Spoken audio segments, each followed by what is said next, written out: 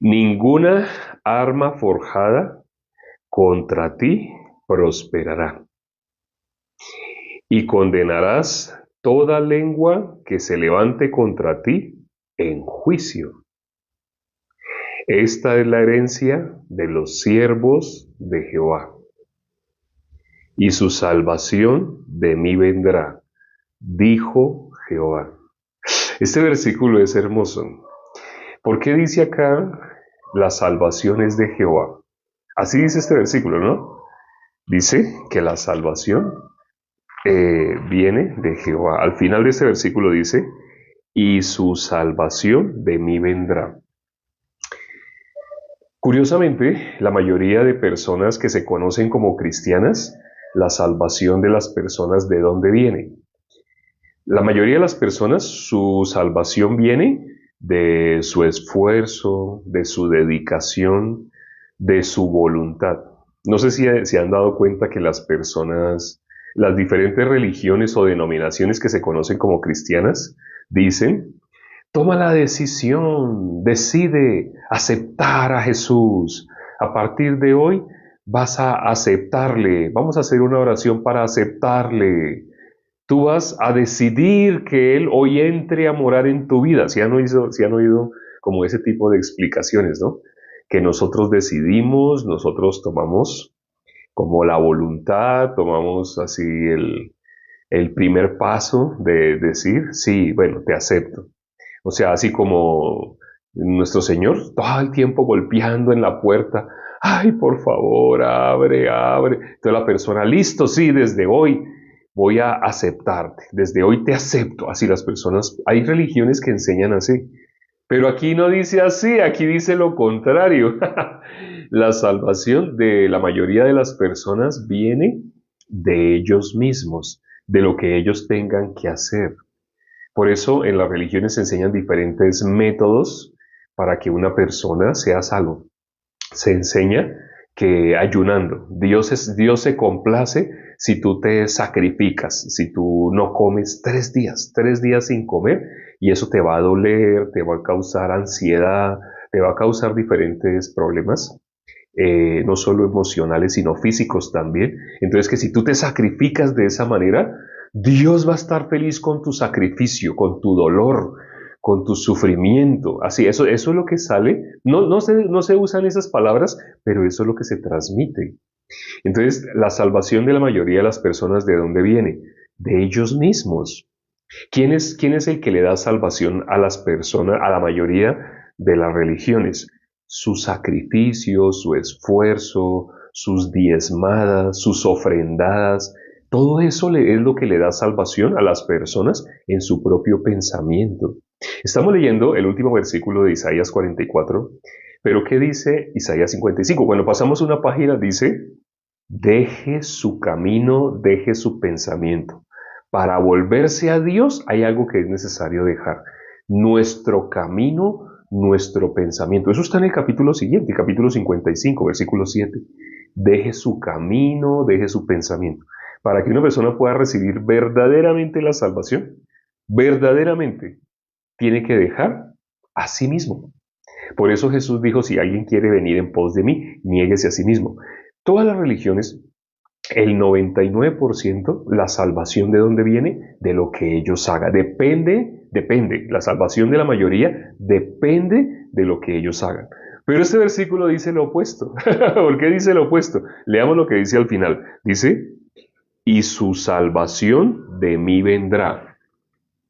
Hay para para algunas personas que se llaman como, aquí dice cómo se llaman. Dice, esta es la herencia de los siervos de Jehová. Para el que es siervo de Dios, la salvación, ¿de dónde viene? Para el que es siervo de Dios, la salvación viene de Dios. Si es siervo de Dios, ¿quién es el que le salvó? Dios es el que le salvó. Pero curiosamente, las personas no saben de qué salva Dios. Dios salva a sus siervos, ¿sí? Pero ¿de qué los salva? ¿En qué estaban las personas perdidas? Las personas, para que diga que fueron salvados es porque estaban perdidos, porque se estaban muriendo. como si alguien estuviera en natación, alguien está en la piscina y se está ahogando, se está ahogando, se está ahogando esa persona, ya no puede salir por sí mismo de la piscina. La mayoría de las personas, cuando su salvación depende de lo que ellos hagan, entonces en ese caso, ellos están por sus propios medios alcanzando la salvación. Pero para un siervo de Dios, o sea, los que no son siervos de Dios, están tratando de salvarse por sus propios medios. Pero los que verdaderamente, bíblicamente, los que conforme a la palabra de Dios son siervos de Dios, la salvación de un siervo de Dios, ¿de dónde viene? Viene de Dios. Ah, no depende de algo que nosotros hagamos. Bíblicamente no. Si la salvación dependiera de algo que nosotros hiciéramos, entonces no sería salvación, sería colaboración. Dios hace una parte y tú haces otra. Tiene sentido, ¿no? La mayoría de las personas se expresan así: a Dios rogando y con el mazo dando. O sea, tú haces una parte, un 50%, Dios hace el otro 50%. Pero así no es. Cuando miramos la Biblia, eso es algo de nuestros pensamientos, eso no es bíblico.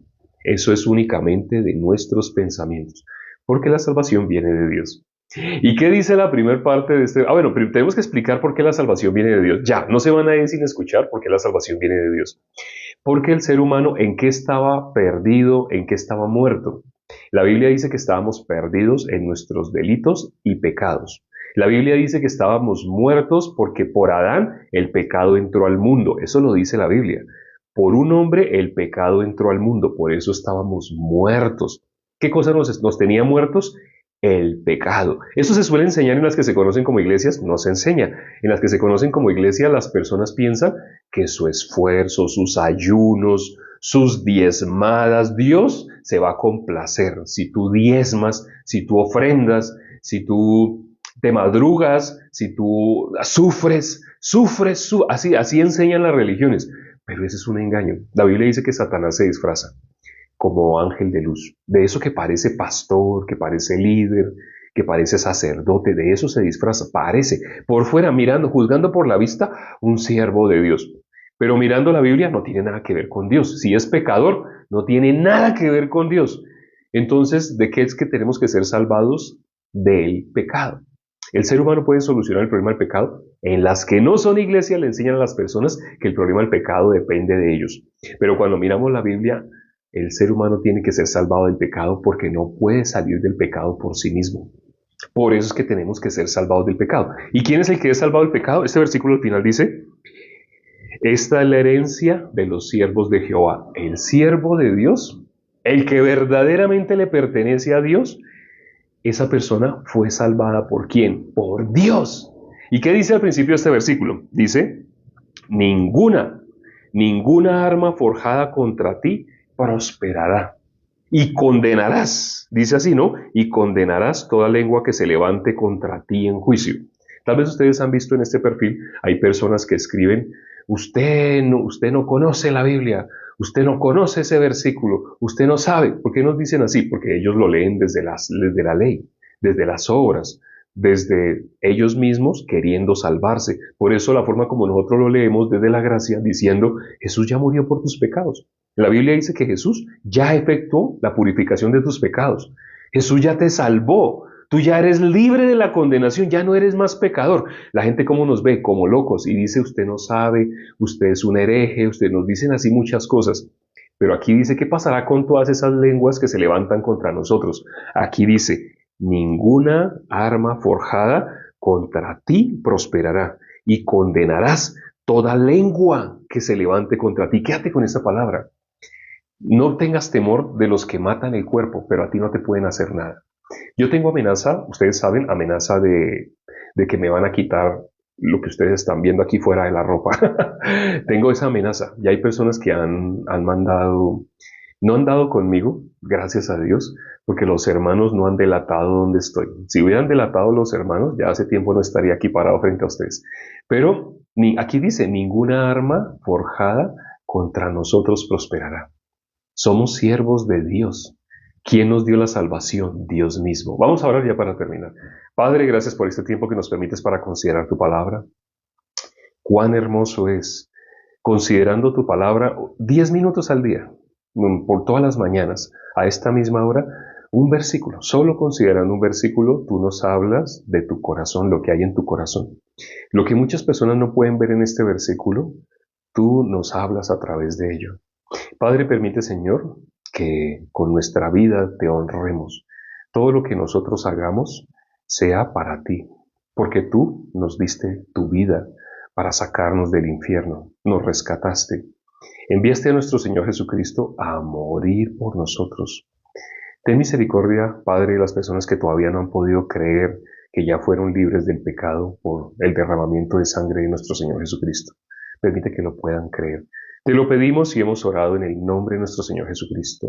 Amén. Gracias a Dios por la palabra del día de hoy. Ya saben, todos los días por un espacio de 10 minutos, ya van 12 minutos, qué pena nos pasamos, pero todos los días así, desde la hora en punto hasta esta hora más o menos, estamos terminando todos los días, solo por 10 minutos, escucha la palabra. La palabra es la que cambia tu vida, la palabra de Dios. Nos vemos mañana a esta misma hora, terminando a la hora en punto mejor. Chao.